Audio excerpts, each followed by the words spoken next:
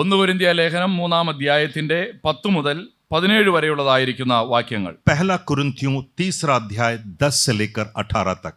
എനിക്ക് ലഭിച്ച ദൈവകൃപയ്ക്കൊത്തവണ്ണം ഞാൻ ജ്ഞാനമുള്ള ഒരു പ്രധാന ശില്പിയായി അടിസ്ഥാനമിട്ടിരിക്കുന്നു. മറ്റൊരുത്തൻ മീതെ പണിയുന്നു, താൻ എങ്ങനെ പണിയുന്നു എന്ന് ഓരോരുത്തനും നോക്കിക്കൊള്ളട്ടെ. യേശുക്രിസ്തു എന്ന ഇട്ടിരിക്കുന്ന അടിസ്ഥാനമല്ലാതെ മറ്റൊന്ന് ഇടുവാൻ ആർക്കും കഴിയുകയില്ല. ആ അടിസ്ഥാനത്തിന്മേൽ ആരെങ്കിലും പൊന്ന്, വെള്ളി, വിലയേറിയ കല്ല്, മരം, പുല്ല്, വൈക്കോൽ എന്നിവ പണിയുന്നുവെങ്കിൽ അവനവൻ്റെ പ്രവൃത്തി വെളിപ്പെട്ടു വരും. ആ ദിവസം അതിനെ തെളിവാക്കും. അത് തീയോടെ വെളിപ്പെട്ടു വരും. ഓരോരുത്തൻ്റെ പ്രവൃത്തി ഇന്ന വിധം എന്ന് തീ തന്നെ ശോധന ചെയ്യും. ഒരുത്തൻ പണിത പ്രവൃത്തി നിലനിൽക്കുമെങ്കിൽ അവന് പ്രതിഫലം കിട്ടും. ഒരുത്തൻ്റെ പ്രവൃത്തി വെന്തുപോയെങ്കിൽ അവന് ഛേദം വരും. താനോ രക്ഷിക്കപ്പെടും, എന്നാൽ തീയിൽ കൂടി എന്ന പോലെ അത്രേ. നിങ്ങൾ ദൈവത്തിൻ്റെ മന്ദിരമെന്നും ദൈവത്തിൻ്റെ ആത്മാവ് നിങ്ങളിൽ വസിക്കുന്നു എന്നും അറിയുന്നില്ലയോ? ദൈവത്തിൻ്റെ മന്ദിരം നശിപ്പിക്കുന്നവനെ ദൈവം നശിപ്പിക്കും. ദൈവത്തിൻ്റെ മന്ദിരം വിശുദ്ധമല്ലോ, നിങ്ങളും അങ്ങനെ തന്നെ. ഒരു വാക്ക് പ്രാർത്ഥിക്കാം. आइए हम प्रार्थना करें. സ്വർഗീയ പിതാവേ, നല്ല കർത്താവേ, हे स्वर्गीय पिता, हमारे भले पिता, ഞങ്ങൾക്ക് നൽകിയ വിശേഷ അവസരത്തിനായി നന്ദിയോടെ സ്തോത്രം. इस विशेष अवसर के लिए हम आपका धन्यवाद करते हैं. ഞങ്ങളുടെ ജീവിതത്തെ തൊടുന്ന അനുഗ്രഹീതമായ സാക്ഷ്യത്തിനായി ഞങ്ങൾ അങ്ങേക്ക് നന്ദി പറയുന്നു. इस हृदय स्पर्शी अनुभव के लिए, गवाही के लिए आपका धन्यवाद.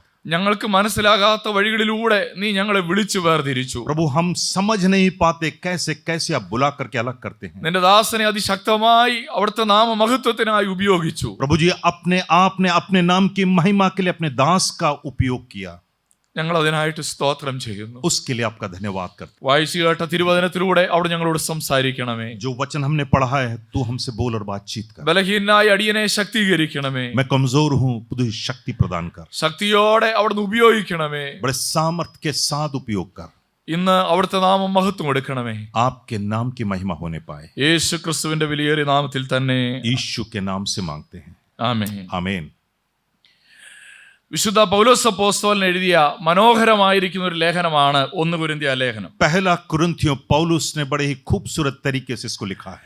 നാം വളരെ പരിചയമുള്ളതായിരിക്കുന്ന ഒരു വേദഭാഗത്ത് നിന്നാണ് വായിച്ചു കേട്ടത്. हमने बड़े चित परिचित एक भाग से एक विषय इसको पढ़ा है.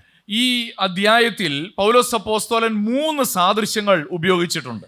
3 प्रकार के तुलनात्मक बातों को पौलुस ने यहाँ किया है. ഒന്നാമത്തെ സാദൃശ്യം മെറ്റഫറായിട്ട് ഉപയോഗിച്ചിരിക്കുന്നത് 1 മുതൽ 3 വരെയുള്ളതായിരിക്കുന്ന വാക്യങ്ങളിലാണ്. एक पहला 1 से लेकर 3 तक हम उसको पढ़ सकते हैं. അവിടെ ശിശുക്കളെ കുറിച്ച് നമുക്ക് കാണുവാനായിട്ട് കഴിയുന്നുണ്ട്. वहां पर बच्चों के विषय में लिखा है. പൗലോസ് പറയുകയാണ്, നിങ്ങളോട് ആത്മികന്മാരോട് എന്ന പോലെയല്ല, ജഡീകന്മാരോട് എന്ന പോലെ, ശിശുക്കളായവരോട് എന്ന പോലെ അത്രേ സംസാരിക്കുവാൻ കഴിഞ്ഞുള്ളൂ. तुमसे आत्मिक लोगों के समान नहीं, सांसारिक लोगों के दूध पीने वाले बच्चों के समान मैं बात कर सकता हूं. അതാണ് ഒന്നാമത്തെ സാദൃശ്യം. पहला दृष्टांत वो था. എന്നാൽ രണ്ടാമത് മറ്റൊരു സാദൃശ്യം ഉപയോഗിച്ചിട്ടുണ്ട്. एक और तुलना उसने की है. 6 മുതൽ 9 വരെയുള്ളതായിരിക്കുന്ന വാക്യങ്ങൾ. 6 से लेकर 9वें वचन तक. അവിടെ ഒരു കൃഷിയുടെ സാദൃശ്യം ഉപയോഗിച്ചുകൊണ്ടാണ് പൗലോസ് സംസാരിക്കുന്നത്. वहां खेत के साथ में उसकी तुलना की गई है. 9-ാം വാക്യത്തിൽ നമ്മൾ വായിക്കുന്നുണ്ട്, നിങ്ങൾ ദൈവത്തിന്റെ കൃഷി.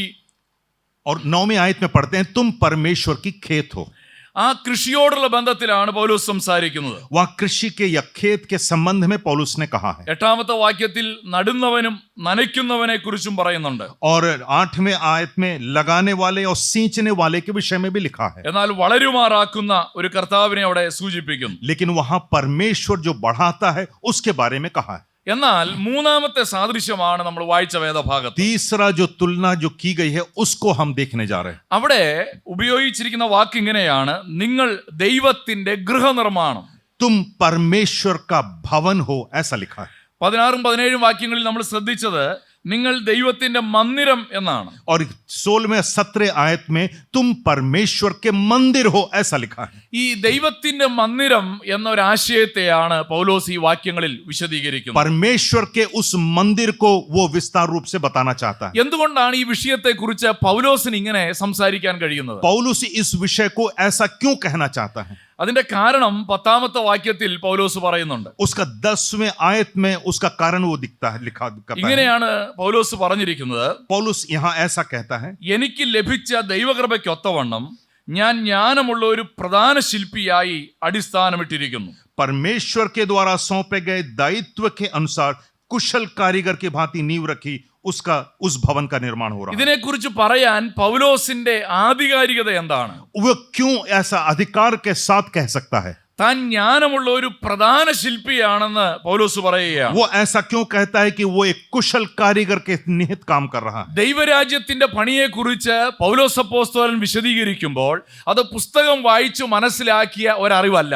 ये केवल किताबी ज्ञान नहीं है जो पौलुस को मिली है. കർത്താവിന്റെ വേലയിൽ കഴിഞ്ഞ അനേക നാളുകളായി പ്രധാന ശില്പിയായി പണിതെടുക്കുന്ന ഒരു വ്യക്തിയാണ് പൗലോസ്. यहाँ बहुत वर्षों से उसका अनुभव है, एक कुशल कारीगर के समान वो निर्माण कर रहा है. ആ ബോധ്യമാണ് പൗലോസ് ഈ വാക്യങ്ങളിൽ പങ്കുവെക്കുന്നത്. वो ज्ञान उसको था और वो हमें सिखा रहा है. അതുകൊണ്ട് ഇന്നത്തെ ഈ ചിന്തയ്ക്ക് കൊടുക്കാൻ ആഗ്രഹിക്കുന്ന തലക്കെട്ട്, इसलिए मेरा जो विषय है मैं आपके सामने रखना चाहता हूं, എക്സോർട്ടേഷൻസ് ഓഫ് എ വൈസ് ബിൽഡർ. एक कुशल कारीगर का उत्साहपूर्ण वचन, ജ്ഞാനമുള്ള ശില്പിയുടെ പ്രബോധനങ്ങൾ. एक ज्ञानी शिल्पी के कुछ वचन. 3 കാര്യങ്ങളാണ് ഈ വേദഭാഗത്ത് നിന്ന് പങ്കുവെക്കുവാൻ കർത്താവിൽ ശരണപ്പെടുന്നത്. मैं प्रभु में आश्रित होकर के 3 बातें आपके सामने रखूंगा. 1, पहला, be sure you build on the correct foundation. आप सच्ची और सही नींव पर बनाने वाले बने. 11ാമത്തെ വാക്യത്തിൽ നാം ഇങ്ങനെ വായിക്കുന്നുണ്ട്, 11वीं आयत को देखिए, हम यहाँ ऐसा पाते हैं, യേശു ക്രിസ്തു എന്ന ഇട്ടിരിക്കുന്ന ഈ അടിസ്ഥാനമല്ലാതെ यीशु मसीह जो नींव है उसके अतिरिक्त മറ്റൊന്ന് ഇടുവാൻ ആർക്കും കഴിയുകയില്ല. अन्य कोई भी नींव डाली नहीं जा सकती. വേറൊരു അടിസ്ഥാനത്തെ കുറിച്ച് നിങ്ങൾ ചിന്തിക്കുകയേ വേണ്ട. दूसरे नींव के बारे में आप सोचना भी नहीं. ഒരേ ഒരു അടിസ്ഥാനമേ ഉള്ളൂ. केवल एक ही नींव है, യേശു ക്രിസ്തു എന്ന ഇട്ടിരിക്കുന്ന അടിസ്ഥാനമല്ലാതെ यीशु मसीह जो नींव अभी जो डाली गई है, മറ്റൊന്നില്ല. और इसके अतिरिक्त कोई नहीं. കർത്താവിന്റെ വേല ചെയ്യുന്നവരാണ് ഇതിനകത്ത് ഭൂരിഭാഗവും. अधिकांश लोग प्रभु के सेवा में लगे हुए लोग हैं. അടിസ്ഥാനത്തെ കുറിച്ച് പറഞ്ഞു മനസ്സിലാക്കി തരേണ്ട ആവശ്യം ഇവിടെ ആർക്കുമില്ല. नींव के बारे में मुझे ज्यादा प्रचार करने की भी जरूरत नहीं. എന്നാൽ അടിസ്ഥാനം അത് തന്നെയാണെന്ന് ഉറപ്പാക്കേണ്ട ഉത്തരവാദിത്വം നമുക്കുണ്ട്. लेकिन हमें ये मालूम होना चाहिए कि यही हमारी नींव है. കെട്ടിടത്തെ സംബന്ധിച്ചിടത്തോളം ഏറ്റവും പ്രധാനപ്പെട്ട കാര്യം അടിസ്ഥാനമാണ്. एक इमारत के संबंध में, एक भवन के संबंध में सबसे प्रमुख उसकी नींव है. ഞാൻ എറണാകുളത്താണ് ഇപ്പോൾ പ്രവർത്തിക്കുന്നത്. मैं इस समय एर्नाकुलम में सेवा करता हूँ. എറണാകുളത്ത് അങ്ങോട്ടും ഇങ്ങോട്ടും യാത്ര ചെയ്താൽ ചില കെട്ടിടങ്ങളൊക്കെ പുറകോട്ട് ചാഞ്ഞാണ് ഇരിക്കുന്നത്. वहां मैं यात्रा करते समय मैंने देखा है कुछ जो इमारतें हैं वो झुक चुकी हैं. ഒരു ചാരുകസേര പോലെ. एक ऐसा आरामदेह कुर्सी के समान पीछे हो चुका है. അപ്പോൾ ഒരു കെട്ടിടം ഇങ്ങനെ ചെരിഞ്ഞിരുന്നപ്പോൾ അതിന്റെ ഉടമസ്ഥനോട് പറഞ്ഞു, ഈ കെട്ടിടത്തിന് ഒരു ചെരിവുണ്ട്. एक उसके जो बनाने वाले उसके मालिक से कहा कि आपका इमारत तो झुक रहा है. അദ്ദേഹം കെട്ടിടം പണിയെ കുറിച്ച് അറിയാവുന്ന ഒരു വ്യക്തിയെ വിളിച്ചുകൊണ്ട് വന്നു. उन्होंने एक इमारत को बनाने वाले एक व्यक्ति को बुलाकर जांच करवाई. അദ്ദേഹം ഈ കെട്ടിടത്തെ മുഴുവനായിട്ടൊന്ന് പരിശോധിച്ചു. उन्होंने पूरी जांच की अच्छे से. എന്നിട്ട് പറഞ്ഞു, ഈ കെട്ടിടം ചെരിയാനൊരു കാരണമുണ്ട്. ये एक ही कारण है, ये झुकने का एक ही कारण. ഈ 3 നില കെട്ടിടത്തിന്റെ എല്ലാ വാട്ടർ ടാങ്കും ഒരു വശത്തേക്കാണ് ഇരിക്കുന്നത്. इसके ऊपर में जो पानी की टंकी है एक ही तरफ रखी है. 4 വാട്ടർ ടാങ്ക് അതിന്റെ മുകളിലുണ്ട്. 4 ഒരു വശത്തായിരിക്കുന്നത്. 4 पानी की टंकियां हैं, वो सब एक ही दिशा में है. ആ ടാങ്ക് എല്ലാം എടുത്ത് ഇപ്പുറത്തേക്ക് വെച്ച കെട്ടിടം നിവർന്നു കിട്ടും. उन्होंने कहा कि ये चारों टंकियों को दूसरे तरफ रख दो तो ये ठीक हो जाएगा. 4 ടാങ്കും അഴിച്ച് ഇപ്പുറത്ത് കൊണ്ടുവന്ന് വെച്ചു. उन्होंने चारों टंकियों को खोल करके दूसरी तरफ लगा दिया. 6 മാസം കഴിഞ്ഞ് വീണ്ടും പരിശോധിച്ചു. 6 महीने बाद फिर से जांच हुई. 15 സെന്റിമീറ്റർ ചെരിവുണ്ടായിരുന്ന കെട്ടിടം 15 सेंटीमीटर झुका हुआ जो इमारत जो था, 6 മാസം കഴിഞ്ഞപ്പോൾ 21 സെന്റിമീറ്റർ ആയിട്ട് കൂടി. वो 21 सेंटीमीटर में बढ़ गया. ഉടമസ്ഥന് മനസ്സിലായി, അയാൾ നോക്കിയിട്ട് കാര്യമില്ല.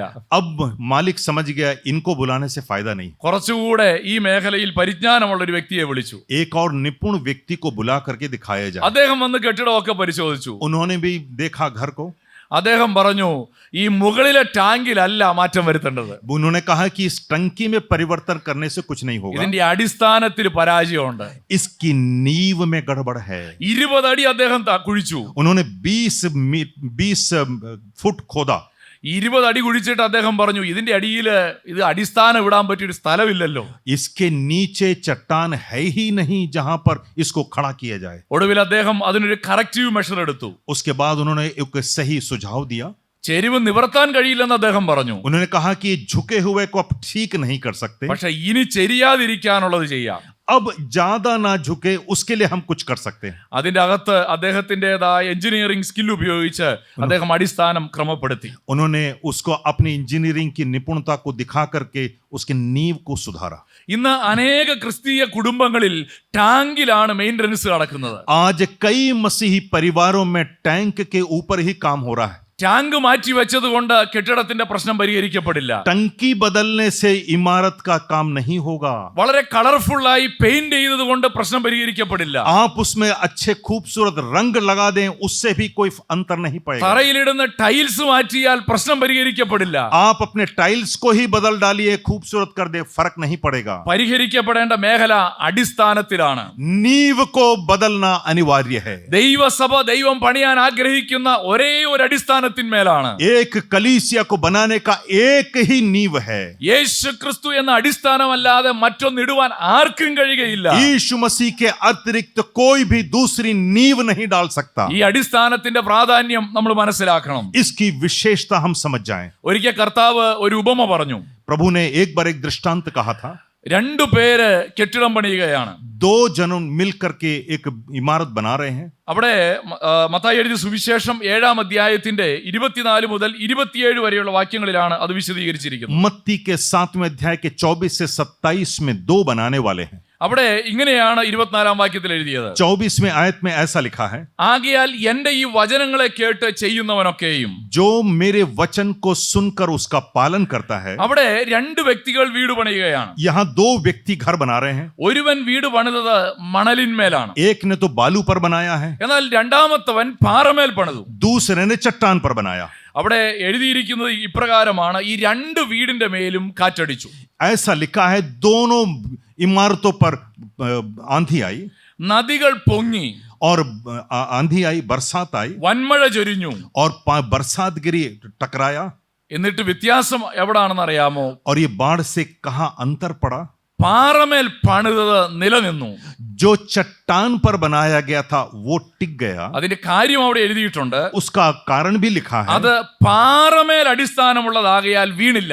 वो चट्टान पर बनाया गया था इसलिए टिक गया. എന്നാൽ മണലിന്മേൽ പണിതത് വീണുപോയി. लेकिन जो बालू पर बनाया गया था वो गिर गया. ഈ 2 പണിക്കാരും തമ്മിൽ ചില സാദൃശ്യങ്ങളുണ്ട്. इन दोनों कारीगरों में एक अंतर है. 2 പേരും വചനങ്ങളെ കേട്ടു എന്നവിടെ പറഞ്ഞിട്ടുണ്ട്. दोनों में समानता ये है कि दोनों ने वचन को सुना है. വചനങ്ങളെ കേട്ട് ചെയ്യുന്നവനും വചനങ്ങളെ കേട്ട് ചെയ്യാത്തവനും. वचन सुनकर पालन करने वाला, वचन सुनकर ठुकराने वाला. രണ്ടിന്മേലും അടിച്ചത് ഒരേപോലെയുള്ള കാറ്റാണ്.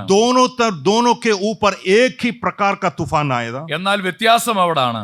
अंतर कहां पे था? 2 പേരും തമ്മിലുള്ള വ്യത്യാസം കേട്ട് ചെയ്യുന്നവനും കേട്ട് ചെയ്യാത്തവനും. जो सुनता है और करता है, और जो सुनता है नहीं करता. കേട്ട് ചെയ്തവൻ പാറമേൽ അടിസ്ഥാനം ഇട്ടു. जिसने पालन किया उसने चट्टान पर घर बनाया. കേട്ട് ചെയ്യാത്തവൻ മണലിന്മേൽ അടിസ്ഥാനം ഇട്ടു. जो सुन करके पालन नहीं करता वो बालू पर घर बना रहा. നിന്റെ പണിയുടെ ശക്തി എവിടെയാണ്? आपके काम की शक्ति कहां है? നിന്റെ പണിയുടെ ശക്തി അടിസ്ഥാനത്തിന്റെ മേലാണ്. आपके काम की दृढ़ता केवल नींव में ही है. Foundation reveals the strength of the building. आपकी नींव ये दिखा देती है कि आपकी इमारत कितनी दृढ़ है. അടിസ്ഥാനം ശരിയാണെങ്കിൽ ആ കെട്ടിടത്തിന് ശക്തിയുണ്ട്. आपकी नींव मजबूत है तो आपकी इमारत टिकी रहेगी. അടിസ്ഥാനം ശരിയല്ലെങ്കിൽ ആ കെട്ടിടത്തിന് ബലമില്ല. अगर इमारत अगर खड़ा रहना है नहीं है तो वो नींव भी कमजोर है. പണിക്കാരെന്ന നിലയിൽ നമ്മുടെ ഫോക്കസ് അവിടെയാ വരേണ്ടത്. एक कारीगर के रूप में हमारा ध्यान वहीं जाना चाहिए. മാത്രമല്ല ഈ അടിസ്ഥാനം ശക്തിയെ മാത്രമല്ല കാണിക്കുന്നത്, അടിസ്ഥാനം ആ കെട്ടിടത്തിന്റെ കാലം ഡ്യൂറബിലിറ്റിയെ സൂചിപ്പിക്കുന്നുണ്ട്. ये नींव जो है केवल उसकी शक्ति को ही प्रकट नहीं करती, कितना टिकेगा ये भी बता सकता है. പൗലോസ് പറയുന്ന ഒരു വാക്യം ഇങ്ങനെയാണ്. पौलुस एक आयत ऐसे कहता है, 2 തിമോത്തിയോസ് 2:19. दूसरा तिमोथियुस 2:19, എങ്കിലും ദൈവത്തിന്റെ സ്ഥിരമായ അടിസ്ഥാനം നിലനിൽക്കുന്നു. परमेश्वर का जो अनंत नींव है वो टिका रहेगा। ഈ അടിസ്ഥാനത്തിന്റെ അനുസരിച്ചാണ് ഈ കെട്ടിടത്തിന്റെ കാലം തീരുമാനിക്കപ്പെടുന്നത്. ये कितने दिनों तक टिका रहेगा वो भी इसकी नींव पर ही आधारित है। ചില കെട്ടിടങ്ങളൊക്കെ വേഗം തകർന്നു വീഴും, कुछ जो है इमारतें हैं जल्दी गिर जाती हैं, എന്നാൽ ചില കെട്ടിടങ്ങൾ നിലനിൽക്കും. लेकिन कुछ इमारतें हैं वो टिकी रहती हैं। എറണാകുളത്ത് കഴിഞ്ഞ വർഷം ഒരു കെട്ടിടം പൊളിഞ്ഞു വീണു. एर्नाकुलम में पिछले साल एक भवन गिर गया। അതിന്റെ കാരണം അന്വേഷിച്ച് ചെന്നപ്പോൾ മനസ്സിലായി, उसका कारण उन्होंने जांचा तब पता चला മണ്ണിനടിയിലേക്ക് ഒന്നുമില്ല, मट्टी के नीचे कुछ भी नहीं था, മണ്ണിന് മുകളിലാണ് ആ കെട്ടിടമുള്ളൂ. मट्टी के ऊपर उन्होंने यूं ही बना दिया। കെട്ടിടത്തിന്റെ അടിസ്ഥാനമാണ് അതിന്റെ കാലപ്പഴക്കത്തെ തീരുമാനിക്കുന്നത്. जो नींव है वो ये दर्शा सकती कि कितने दिनों तक टिका रहेगा। എന്നാൽ ഒരു കാര്യം കൂടെ അതിനോട് ചേർത്ത് പറയാം. उसके साथ एक और मैं कहना चाहता हूं, foundation reveals the glory of the building. उस इमारत की खूबसूरती को भी यही नींव दर्शाती है। എസ്രായുടെ പുസ്തകത്തിൽ നാം ഇങ്ങനെ വായിക്കുന്നുണ്ട്. इज़रा की किताब में हमने ये पढ़ा है, 3-ാം അധ്യായത്തിന്റെ 12-ാമത്തെ വാക്യം. 3:12 में आप पढ़ सकते हैं। അവിടെ രണ്ടാമത് ദൈവാലയം പണിയപ്പെടുകയാണ്. दोबारा उसको बनाया गया है। ശലോമോൻ പണിതായിരിക്കുന്ന ആലയം പൊളിച്ചു കളഞ്ഞു. जो सुलेमान ने बनाया था वो तो गिर गया। കാലങ്ങൾക്ക് ശേഷം വീണ്ടും ആലയം പണിയുകയാണ്. वर्षों बाद उसको फिर से बनाया जा रहा है। അവിടെ 12-ാമത്തെ വാക്യത്തിൽ ഇങ്ങനെയാണ് എഴുതിയിരിക്കുന്നത്, उसकी 12वीं आयत में ऐसा लिखा है, എന്നാൽ പുരോഹിതന്മാരിലും ലേവ്യരിലും या पुरोहित और लेवी मिल करके പിതൃഭവന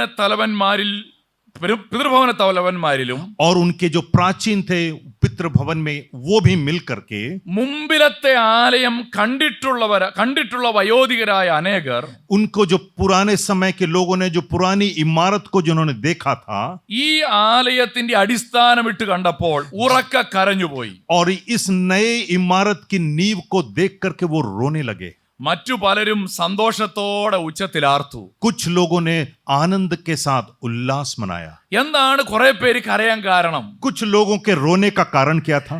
കാരണം അവർ പഴയ കെട്ടിടം കണ്ടിട്ടുണ്ട്, उन्होंने पुरानी इमारत को देखा है, പഴയ ആലയം അവർ കണ്ടിട്ടുണ്ട്, पुराने देवालय को देखा है। ഇപ്പോഴിട്ട് അടിസ്ഥാനം കണ്ടപ്പോൾ ഒരു കാര്യം മനസ്സിലായി, आज के जो नींव को देखकर एक बात तो वो समझ गए, തങ്ങൾക്ക് നഷ്ടപ്പെട്ട ആ മഹത്വമുള്ള ആലയത്തെ അവർ ഓർക്കുകയാണ്. अब वो पुराने उस देवालय की खूबसूरती को याद कर रहे हैं। അടിസ്ഥാനം കണ്ടാൽ അറിയാം ഇത് എന്തുമാത്രം മഹത്വകരമായി इन തീരുമെന്നുള്ളത്. नींव को देख करके उस इमारत के वैभव को आप बता सकते हैं। പുതിയ ആലയം പഴയ അത്ര മഹത്വമൊന്നും ഉണ്ടാകാൻ സാധ്യതയില്ല. और ये नए इमारत की नींव को देख करके इसके वैभव उतना तो नहीं होगा।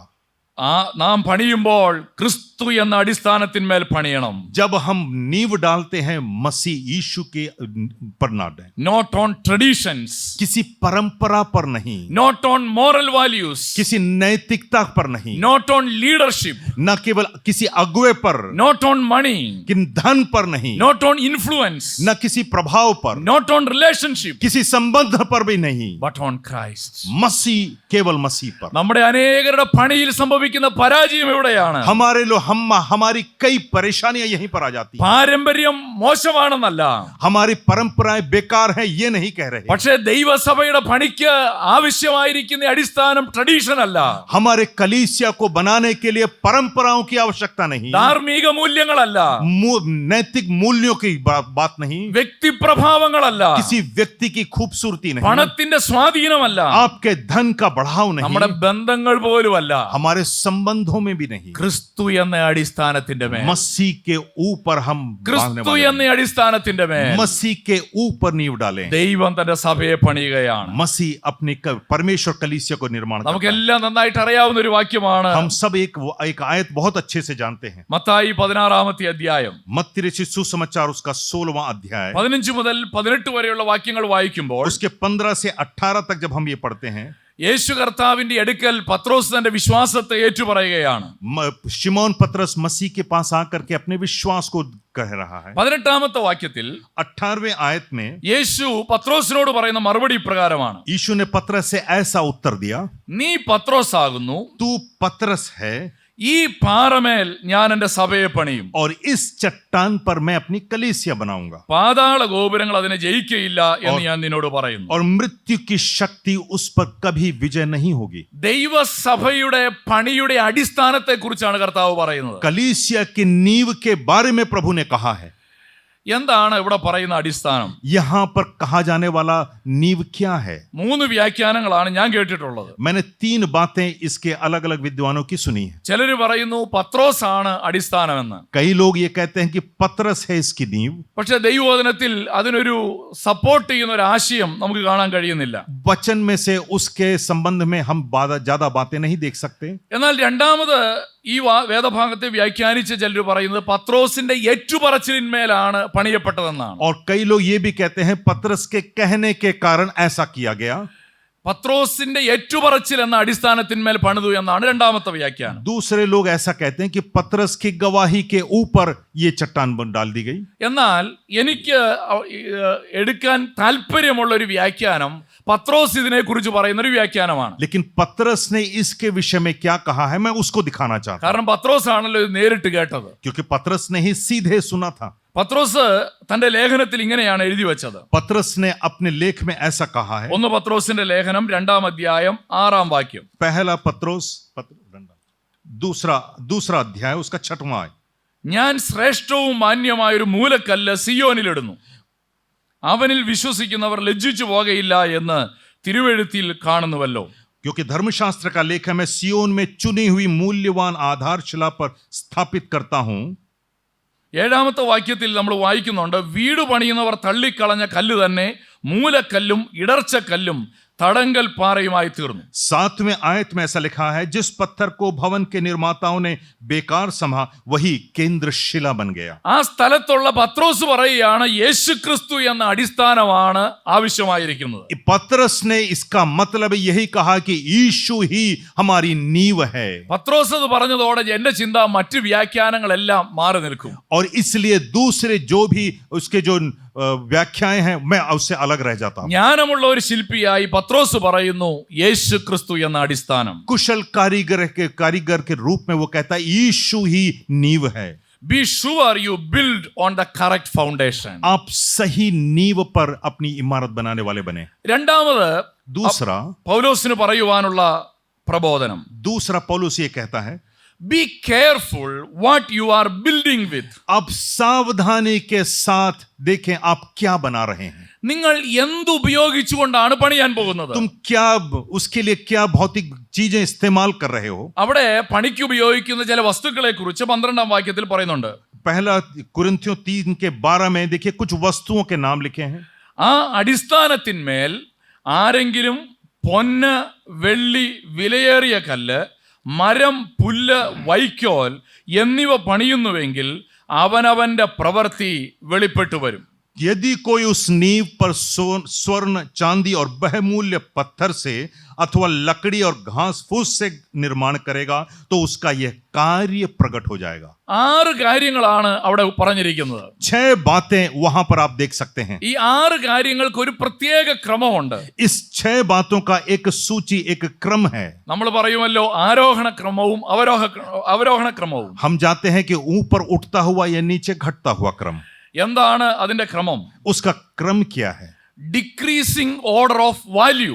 और जो नीचे गिरता हुआ उसका मूल्य. അതിന്റെ മൂല്യം എന്ന് പറഞ്ഞാൽ അവരോഹണ ക്രമത്തിലാണ് എഴുതിയിരിക്കുന്നത്. इसका मतलब यह है कि वो नीचे की ओर उसका मूल्य लिखा गया. ഏറ്റവും മൂല്യമുള്ള പൊന്ന്, അത് കഴിഞ്ഞ് വെള്ളി, അത് കഴിഞ്ഞ് വിലയേറിയ കല്ല്, അത് കഴിഞ്ഞ് മരം, അത് കഴിഞ്ഞ് പുല്ല്, അത് കഴിഞ്ഞ് വൈക്കോൽ. और ऐसा लिखा है कि सबसे बहुमूल्य सोना, उसके बाद चांदी, उसके बाद बहुमूल्य पत्थर, लकड़ी या घास फूस. എന്നാൽ ഇതിനൊരു തിരിച്ചൊരു ക്രമമുണ്ട്. उसका एक उल्टा क्रम भी है. Increasing order of flammability. और मतलब ये है कि उल्टा देखिए कितनी जल्दी ये ज्वलनशील हो सकता है. ഈ ലിസ്റ്റിന്റെ അവസാനത്തേക്ക് ചെല്ലുമ്പോൾ പെട്ടെന്ന് തീ പിടിക്കുന്ന സാധനങ്ങളാണ്. अंतिम में जो लिखा गया वो जल्दी से आग पकड़ने वाला. അതിന്റെ അർത്ഥം ഇതാണ്, उसका मतलब भी यही है. വില കുറഞ്ഞതുകൊണ്ട് പണിതാൽ പെട്ടെന്ന് തീ പിടിക്കും.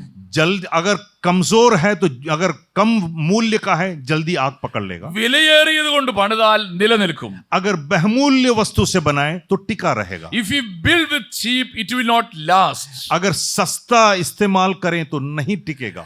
ദൈവസഭയുടെ പണിക്ക് വേണ്ടി വിലയേറിയത് കൊണ്ട് പണിയണം. इसलिए परमेश्वर की कलीसिया को बहुमूल्य वस्तुओं से बनाए. എന്താണ് ഏറ്റവും വിലയേറിയത്? सबसे बहुमूल्य क्या है?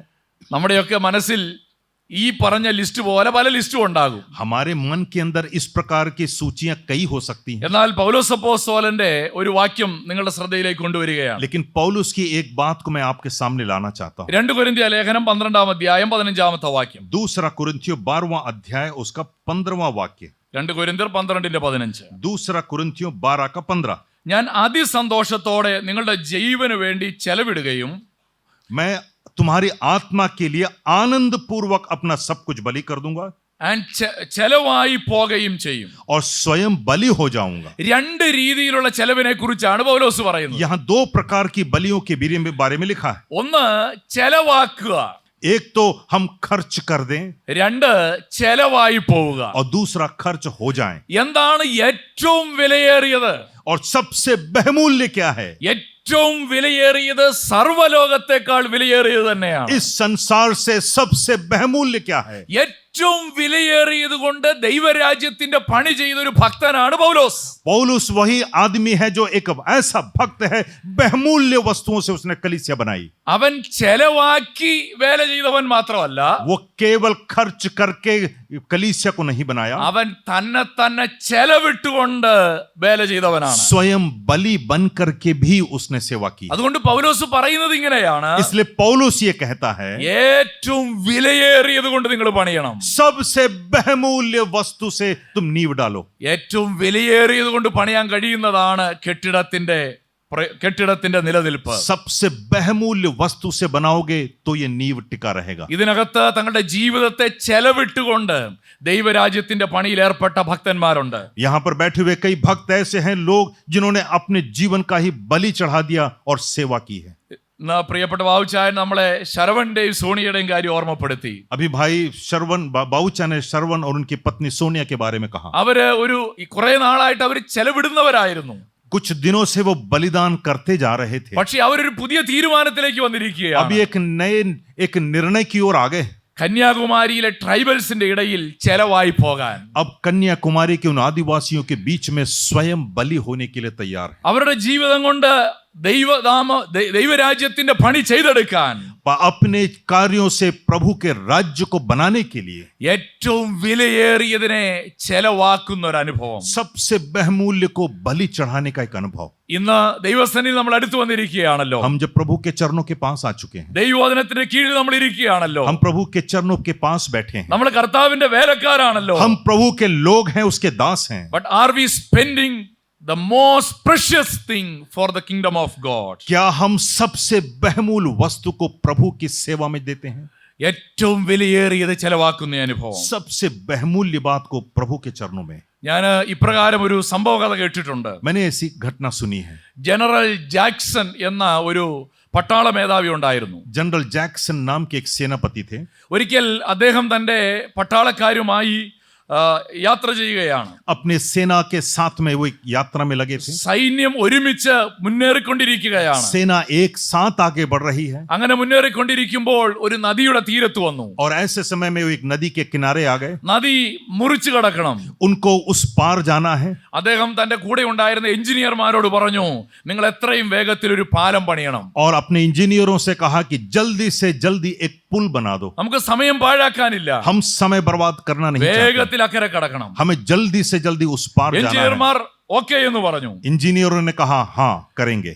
കൂട്ടത്തിൽ ജനറൽ ജാക്സൺ തന്റെ കൂടെ ഉണ്ടായിരുന്ന വാഗൺ മാസ്റ്ററോട് ഈ കാര്യം പറഞ്ഞു. अपने एक साथी से, वैगन मास्टर से उन्होंने यही बात कही. വാഗൺ മാസ്റ്റർ ഓക്കേ എന്ന് പറഞ്ഞു. उन्होंने भी कहा हाँ करेंगे. കുറച്ചു കഴിഞ്ഞപ്പോൾ പട്ടാളം മുഴുവൻ അപ്പുറത്തെത്തി. कुछ समय के बाद पूरा की पूरी सेना उस तरफ पहुंच गई. വാഗൺ മാസ്റ്റർ जनरल ജാക്സന്റെ അടുക്കൽ വന്നു പറഞ്ഞു, പട്ടാളം മുഴുവൻ അക്കരെ കടന്നു. उन्होंने कहा कि हमारी पूरी सेना उस पार पहुंच चुकी है. ജനറൽ ജാക്സൺ വന്നു നോക്കുമ്പോ ഈ നദിയുടെ കുറുകെ അവിടെ ഉണ്ടായിരുന്ന കല്ലുകളും തടിക്കഷ്ണങ്ങളും എല്ലാം കൊണ്ടുവന്നിട്ട് ഈ പട്ടാളം മുഴുവൻ അപ്പുറം കടന്നിരിക്കുകയാണ്. और यहाँ देखा कि लकड़ी और पत्थर सब कुछ इकट्ठा करके सेना को उस पार कर दिया गया. ഉടനെ ജാക്സൺ ചോദിച്ചു, നമ്മുടെ എഞ്ചിനീയർമാർ എവിടെ? जैक्सन ने पूछा हमारे इंजीनियर लोग कहाँ चले गए? They are drawing the plan. उन्होंने कहा वो तो अभी तो नक्शा बना रहे हैं, അവരിപ്പോഴും പ്ലാൻ വരച്ചുകൊണ്ടിരിക്കുകയാണ്. अभी भी नक्शा बना रहे हैं. അനേകം ആളുകൾ ജീവിതത്തിന്റെ അവസാനം വരെ വരച്ചുകൊണ്ടിരിക്കുകയാണ്. जीवन के अंत तक कई लोग आज भी नक्शा बना रहे They हैं, are not ready to spend. अपने आप को बलि देना नहीं चाहते. എന്നാൽ ഇവിടെ ഒരു വാഗൻ മാസ്റ്റർ എത്രയും വേഗത്തിൽ അത് ഇംപ്ലിമെന്റ് ചെയ്യുകയാണ്. लेकिन एक और व्यक्ति है जो जल्दी से जल्दी वहां पर पुल तैयार कर रहा है. കർത്താവ് എന്നെ സുവിശേഷ വേലയ്ക്ക് വേണ്ടി വിളിച്ചത് 2010 2010 में प्रभु ने मुझे सेवा के लिए बुलाया. 3.5 വർഷം ഞാനും വരച്ചുകൊണ്ടിരുന്നു. मैं 3.5 साल तक मैं भी नक्शे बनाता रहा. ഒരിക്കൽ ജോൺസ് അച്ചായൻ എന്നെ ഫോണിൽ വിളിച്ചു. एक बार भाई जॉनसन ने मुझे फोन से बुलाया. അച്ചായൻ എന്നോട് ചോദിച്ചു, ബേസിലെ എന്തായി തീരുമാനം? मेरे से पूछा, बेसिल आपका निर्णय क्या है? ഞാൻ പറഞ്ഞു, അച്ഛാ ഞാൻ പ്രാർത്ഥിച്ചുകൊണ്ടിരിക്കുകയാണ്. मैंने कहा मैं भी अभी भी प्रार्थना कर रहा हूं. അച്ചായൻ ചോദിച്ചു, നീ എത്ര നാളായി പ്രാർത്ഥിച്ചുകൊണ്ടിരിക്കുന്നു? उन्होंने मुझसे पूछा तू कब तक प्रार्थना में लगे रहेगा? പറയട്ടെ, ആ ജോൺസ് അച്ചായൻ വിളിച്ച അന്ന് തന്നെ ഞാൻ ആ തീരുമാനം എടുത്തു. उसी दिन मैंने उस निर्णय को ले लिया. പ്രിയപ്പെട്ട ദൈവമക്കളെ, मेरे भाइयों मित्रों, നമ്മൾ വരയ്ക്കാൻ വേണ്ടി സമയം ചെലവാക്കേണ്ടവരല്ല. हम नक्शा बनाने के लिए समय बर्बाद ना करें. നാം ചെലവാക്കുന്നവരും ചെലവായി പോകുന്നവരുമാകണം. हम बलि देने के लिए, बलि चढ़ाने के लिए तैयार रहें. നമ്മുടെ ജീവിതത്തിൽ പലപ്പോഴും നമ്മൾ പാഴാക്കി കളയുന്ന സമയം വളരെ വിലയേറിയതാണ്. हम जो समय बर्बाद कर रहे हैं वो बहुत बहुमूल्य है. ഏറ്റവും വിലയേറിയത് നമ്മുടെ ജീവിതമാണ്. हम सबसे महत्वपूर्ण हमारा स्वयं का जीवन है. അത് കർത്താവിന് വേണ്ടി ചെലവാക്കുന്നിടത്താണ് ജ്ഞാനിയായ ശില്പിയായ പൗലോസിന്റെ പ്രബോധനം പ്രയോജനപ്പെടുന്നത്. वो कुशल कारीगर कहता है कि इसी बात के लिए अपना जीवन तुम सेवा में लगा दो. 2 നമ്മുടെ മക്കളുടെ ജീവിതമാണെന്നാണ് ഞാൻ വിശ്വസിക്കുന്നത്. उसके बाद मैं सोचता हूं हमारी संतानों का जीवन. ഇവിടെയുള്ള അപ്പന്മാര് പറയട്ടെ, അമ്മമാര് പറയട്ടെ, നമ്മുടെ ജീവൻ കഴിഞ്ഞാൽ ഏറ്റവും വിലയേറിയത് ഏതാ? यहाँ माता पिता बैठे हुए हैं, सबसे पहले बताइए हमारे जीवन के बाद सबसे महत्वपूर्ण क्या है? ഏറ്റവും വിലയേറിയത് നമ്മുടെ ജീവനാണെങ്കിൽ അത് കഴിഞ്ഞാൽ നമ്മുടെ മക്കളുടെ ജീവൻ. अगर हमारा जीवन सबसे बहुमूल्य है तो उसके बाद हमारे बच्चे. നമുക്ക് അവരെ കയ്യെ പിടിച്ച് ചെയ്യിക്കാനൊന്നും പറ്റില്ല. हम अपने बच्चों को हाथ पकड़ करके करवा तो नहीं सकते, പക്ഷെ അതിനുള്ള വിത്ത് വിതയ്ക്കാൻ, लेकिन उसके लिए एक बीज जरूर डाल सकते हैं. അതിനുള്ള ദർശനം അവരുടെ ഉള്ളിലേക്ക് കൊടുക്കാൻ, उनके वो दर्शन का बीज अवश्य आप रोप सकते हैं. അതിനുള്ള ആവേശം അവരുടെ ഉള്ളിൽ പകർന്നു കൊടുക്കാൻ उसके अंदर का वो आग्रह आप उसके अंदर डाल सकते हैं. കർത്താവ് നമ്മളെ കുറിച്ച് ആഗ്രഹിക്കുന്നുണ്ട്. प्रभु हमसे यही तो चाहता है. പക്ഷെ യൂത്ത് മിനിസ്ട്രി ചെയ്യുന്നത് കൊണ്ട് എനിക്കൊരു കാര്യം അറിയാം. जवानों के बीच में सेवा करने के कारण मैं एक बात तो जानता हूं. മിഷൻ ചലഞ്ചിന് മക്കളെ വിടാത്ത ആളുകളുണ്ട്. मिशन चैलेंज में अपने बच्चों को ना भेजने वाले कई लोग थे. സുവിശേഷ വേലയെ കുറിച്ച് പറയുന്നിടത്ത് മക്കളെ അയക്കാത്ത മാതാപിതാക്കളെ എനിക്ക് നേരിട്ടറിയാം. ऐसे लोगों को मैं जानता हूं जो जो मिशन चैलेंज में अपने बच्चों को नहीं भेजना चाहते थे. ഇനി അഥവാ വിട്ടാൽ മുന്നറിയിപ്പ് കൊടുത്ത് പറഞ്ഞു വിടുന്നവരെയും എനിക്കറിയാം. मैं ये भी जानता हूं जिन्होंने कुछ लोगों ने भेजा लेकिन चेतावनी देकर के भेजा था. അബദ്ധം കാണിച്ചേച്ച് ഇങ്ങോട്ട് വന്നേക്കരുത്. उनसे कहा मूर्खतापूर्ण निर्णय लेकर वापस मत आना. എന്നാൽ പൗലോസ് പറയുന്നത്, लेकिन पौलुस से कहता है ചെലവിടുകയും स्वयं बलि चढ़ाने के लिए, ചെലവായി പോകുകയും ചെയ്യും. स्वयं बलि चढ़ने के लिए भी, ചെലവിടാനും ചെലവായി പോകാനും बलि चढ़ाने के लिए, बलि चढ़ने के लिए तैयार रहो. തയ്യാറാകുന്നിടത്താണ് ദൈവരാജ്യത്തിന്റെ പണി നടക്കുന്നത്. ऐसे समय में ही परमेश्वर का राज्य स्थापित होगा. ഇന്ന് നമ്മുടെ ജീവിതത്തിൽ അതിന് മനസ്സുണ്ടോ എന്ന് പരിശോധിക്കണം. आज आपके अपने मूल्यांकन करें इसका मन है या नहीं. നമ്മൾ എന്തൊക്കെയോ ചെയ്ത് തൃപ്തിപ്പെട്ട് ജീവിക്കുകയാണ്. हम कई बातें करके तृप्त जीवन जी रहे हैं. ഇല്ലായിരുന്നെങ്കിൽ നമ്മുടെ വേല വേറെ തലത്തിലെത്തിയേനെ. अगर ऐसा नहीं होता तो हम कहीं और स्तर पर पहुंच जाते. വേറെ തലങ്ങളിലേക്ക് നമ്മുടെ ശുശ്രൂഷ മാറിയേനെ. हमारी सेवा कहीं और उच्च कोटि में आ जाती. നമ്മൾ ചിലതിനകത്തൊക്കെ തൃപ്തിപ്പെടുകയാണ്. हम कई बार अपने आप में स्वयं आत्म संतोष में जी रहे हैं. 2 പ്രബോധനങ്ങൾ ശ്രദ്ധിച്ചു. आपने 2 बातें ध्यान से सुनी हैं. ഒന്ന്, be sure that you build on the correct foundation. मैंने आपसे कहा कि आप निश्चिंत होकर जान लें कि आप यीशु के नींव पर बना रहे हैं. ശരിയായ അടിസ്ഥാനമാണ് ഒന്നാമത്തെ കാര്യം. सबसे मुख्य बात नींव ही है. 2, എങ്ങനെ പണിയുന്നു എന്നുള്ളത് രണ്ടാമത്തെ കാര്യം. दूसरा मैंने आपसे बताया कि कैसे इसको बनाया जा रहा है. വിലയേറിയത് കൊണ്ട് പണിയണം. बहुमूल्य वस्तुओं से बनाएं. ഞാൻ ഒരിക്കൽ ഒരു ഹോട്ടലിൽ പോയ കാര്യം പെട്ടെന്ന് ഓർമ്മ വന്നു. मैं तुरंत अभी याद आए, एक होटल में मैं गया था. മെനു ഒക്കെ നോക്കിയിട്ട് ഭക്ഷണത്തിന്റെ കൂടെ ഒരു കറി പറഞ്ഞു. और मेनू देख करके मैंने एक करी का ऑर्डर कर दिया. അപ്പൊ കൊണ്ടുവന്ന് വെച്ച കറി ഒരു വലിയ ബക്കറ്റിലാണ് കറി കൊണ്ടുവന്നത്. और ये करी जो लेकर के आए एक बकेट के अंदर लेकर के आए थे. എനിക്ക് ഭയങ്കര അത്ഭുതം തോന്നി. मुझे तो बड़ा आश्चर्य हुआ. ഇത്രയും ഈ ചെറിയ തുകയ്ക്ക് ഇത്രയും വലിയ ബക്കറ്റ് നിറയെ കറിയോ? ये इतना सादा करी ला करके देने की क्या जरूरत? ഞാൻ മക്കളോട് പറഞ്ഞു ഇന്ന് ഇഷ്ടം പോലെ കറിയുണ്ട്. मैंने उन बच्चों से कहा आज तो बहुत मिल गया अपने को. ഞാൻ സ്പൂൺ എടുത്ത് വിളമ്പാൻ വേണ്ടി തുടങ്ങി. और जब मैंने स्पून डाला उस बकेट के अंदर, ആ സ്പൂൺ പുറത്തേക്ക് എടുത്തപ്പോ ചെറിയൊരു സ്പൂൺ. और उसके अंदर एक छोटा सा और स्पून था. കാര്യം ബക്കറ്റിന് പൊക്കം ഉണ്ടെങ്കിൽ അകത്ത് അധികം ആഴമില്ല. बकेट बड़ा था लेकिन अंदर गहरा नहीं था. നമ്മുടെ അനേകരുടെ അവസ്ഥ ഇതുപോലാകാൻ സാധ്യതയുണ്ട്. हमारी अवस्था कई लोगों की ऐसे ही है. അടിസ്ഥാനം ഒന്നാമത്തേത്. सबसे प्रमुख नींव. രണ്ട് വിലയേറിയ വസ്തുക്കളെ കൊണ്ട് പണിയണം. बहुमूल वस्तुओं से नींव डालें. മൂന്നാമതായി പൗലോസ് ഒരു മുന്നറിയിപ്പാണ് തരുന്നത്. और तीसरा पौलुस चेतावनी देता है. 16-17 വാക്യങ്ങൾ. उसके 16 और 17 में देखिए. Beware of destroying the temple.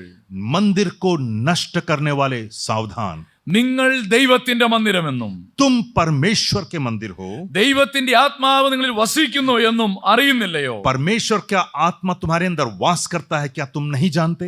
ദൈവത്തിന്റെ മന്ദിരം നശിപ്പിക്കുന്നവനെ यदि कोई परमेश्वर के मंदिर को नष्ट करेगा, ദൈവം നശിപ്പിക്കും. परमेश्वर उसे नष्ट करेगा. ദൈവത്തിന്റെ മന്ദിരം വിശുദ്ധമല്ലോ. क्योंकि परमेश्वर का मंदिर पवित्र है നിങ്ങളും അങ്ങനെ തന്നെ. और वह तुम हो. വളരെ ശക്തമായിരിക്കുന്ന ഒരു മുന്നറിയിപ്പാണ് ഈ വാക്യം. एक बहुत बड़ी चेतावनी प्रभु ने हमें यहाँ दी है. നമ്മൾ മിക്കവാറും ഈ വാക്യം ഉപയോഗിക്കുന്നതിന് ഒരു കോണ്ടെക്സ്റ്റ് ഉണ്ട്. हम कई बार इसको एक दूसरी पृष्ठभूमि में उपयोग करते हैं. മദ്യപിക്കുന്നവരെ പുകവലിക്കുന്നവരെയൊക്കെ കാണുമ്പോൾ അവരോടാണ് നമ്മൾ ഈ വാക്യം കോട്ട് ചെയ്യാറുള്ളത്. आमतौर पर शराबी और नशेड़ियों के लिए हम ये वाक्य उपयोग करते हैं. പക്ഷെ പൗലോസ് ഈ വാക്യം പറഞ്ഞതിന് വേറൊരു കോണ്ടെക്സ്റ്റാ. लेकिन पौलुस ने एक दूसरी पृष्ठभूमि में ये कहा है. ദൈവസഭയുടെ കോണ്ടെക്സ്റ്റിൽ നിന്നുകൊണ്ടാണ് പൗലോസ് ഈ വാക്കുകൾ പറയുന്നത്. परमेश्वर की कलीसिया की पृष्ठभूमि में वो कह रहा है. കൊരിന്തിലെ സഭയോട് ഇത് പറയുന്നതിന് വളരെ പ്രധാനപ്പെട്ട ചില കാരണങ്ങളുണ്ട്. कुरिन्थियों की कलीसिया को विशेष रूप से ये वो कहता है. കൊരിന്തിലെ സഭയിൽ ദൈവസഭയെ നശിപ്പിക്കുന്ന ചില പ്രവണതകൾ ഉണ്ടായിരുന്നു. वहां पर परमेश्वर की कलीसिया को नष्ट करने वाली कुछ बातें थी. ക്രിസ്തു എന്ന അടിസ്ഥാനത്തിന്മേൽ പണിതതാണ്. मसीह जो नींव पर उन्होंने बनाया तो था, വിലയേറിയത് കൊണ്ട് പണിതതാണ്. बहुमूल्य वस्तुओं से बनाया था. എന്നാൽ ചില കാരണങ്ങൾ കൊണ്ട് അത് തകർക്കപ്പെടുകയാണ്. कुछ कारणों से ये टूट रहा है. പൗലോസ് ഈ ലേഖനത്തിൽ ആ വിഷയങ്ങളാണ് കൈകാര്യം ചെയ്തു വരുന്നത്. पौलुस इन बातों को इस विषय के अंदर कह रहा है. ഒന്നാമതായിട്ട് പൗലോസ് പറയുന്നത് നിങ്ങളുടെ ഇടയിലുള്ളതായിരിക്കുന്ന വിഭാഗീയത സഭയെ നശിപ്പിക്കുകയാണ്. कलीसिया को नष्ट करने वाली बात है तुम्हारे अंदर की अनेकता. ഒന്നാമത്തെ അധ്യായം മുതൽ ആ വിഷയം അവിടെ ഉണ്ട്. पहले अध्याय से ही उसको आप देख सकते हैं. ഈ മൂന്നാം അധ്യായത്തിന്റെ 4-ാമത്തെ വാക്യത്തിൽ तीसरे अध्याय के चौथे आयत में പൗലോസ് ആ വിഷയത്തെ അഡ്രസ് ചെയ്യുന്നുണ്ട്. पौलुस ये लिख करके कहता है. ഒരുത്തൻ ഞാൻ പൗലോസിന്റെ പക്ഷക്കാരനെന്നും कोई ये कहता है मैं पौलुस के दल का हूं. മറ്റൊരുത്തൻ ഞാൻ അപ്പല്ലോസിന്റെ പക്ഷക്കാരനെന്നും कोई दूसरा कहता है मैं अपोलोस के दल का हूं. എന്നും പറയുന്നു. എന്നാൽ പൗലോസ് പറയാണ് ഞാൻ സാധാരണ മനുഷ്യനല്ലയോ? मैं तो क्या साधारण व्यक्ति नहीं हूं क्या?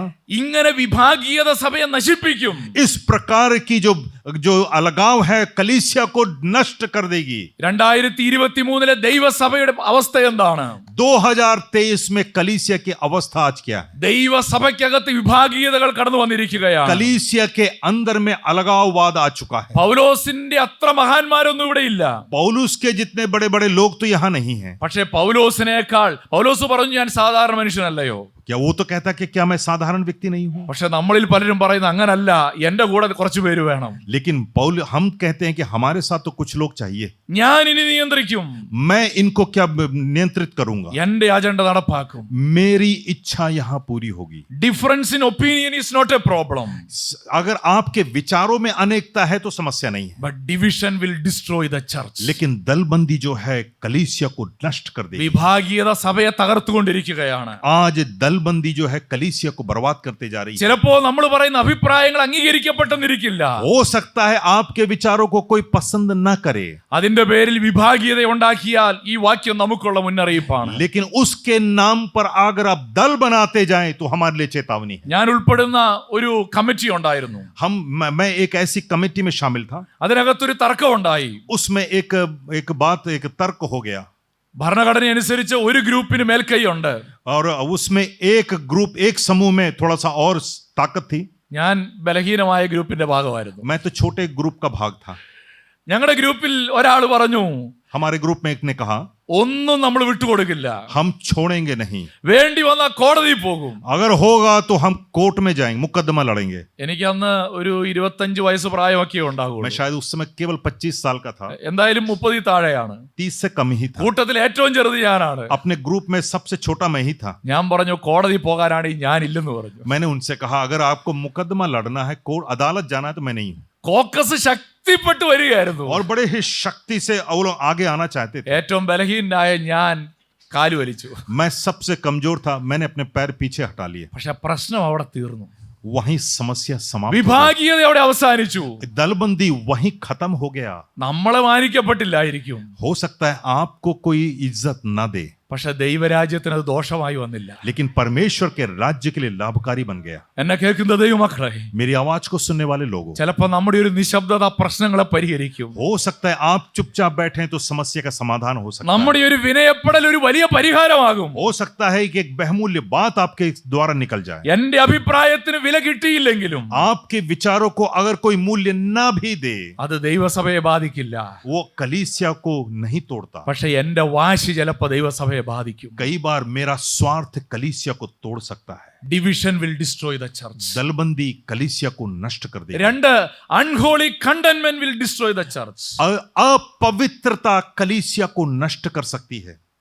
ഈ ലേഖനത്തിൽ 4-ാമത്തെ അധ്യായത്തിൽ इस लेख में 4थे अध्याय में പൗലോസ് ഈ വിഷയം അഡ്രസ് ചെയ്യുന്നുണ്ട്. पौलुस इस बात को कहता है। 8-ാമത്തെ വാക്യം ഒന്ന് നോക്കിയാട്ടെ. 8वें आयत को जरा देखिए। 4-ാം അധ്യായം 1 കൊരിന്ത്യർ 4:8. पहला कुरिन्थियों 4:8। ഇത്ര ക്ഷണത്തിൽ നിങ്ങൾ തൃപ്തന്മാരായി, तुम तो तृप्त हो गए हो, ഇത്ര ക്ഷണത്തിൽ നിങ്ങൾ സമ്പന്നന്മാരായി, तुम तो क्षण भर में संपन्न हो गए, ഞങ്ങളെ കൂടാതെ വാഴുന്നവരായി. हमारे बिना ही तुम राजा बन गए।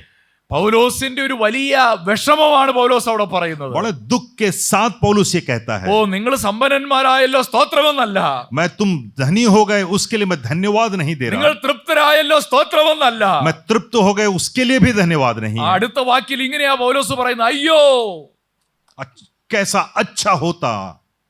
പൗലോസിന്റെ സങ്കടമാണ്. ये उसका दुख है। എന്താ സങ്കടത്തിന്റെ കാരണം? उसके दुख का कारण क्या है? പെട്ടെന്ന് അവര് തൃപ്തരായി.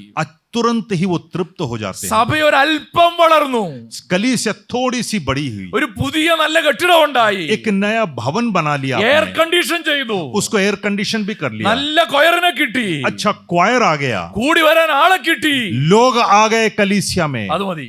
इतना काफी है। പെട്ടെന്ന് തൃപ്തി പ്രാപിക്കുകയാണ്. तुरंत हम तृप्त हो जाते हैं। അതല്ല കർത്താവിന്റെ ആഗ്രഹം. परमेश्वर का आग्रह ये नहीं है। പെട്ടെന്ന് തൃപ്തി നല്ലതാണ്, तृप्ति अच्छी बात है, പക്ഷെ ഇങ്ങനെയുള്ള തൃപ്തി ദൈവഹിതമല്ല. लेकिन तुरंत तृप्ति परमेश्वर की इच्छा नहीं പൗലോസ് है। അയ്യോ എന്ന് പറയുകയാണ്. वो कहता हाय।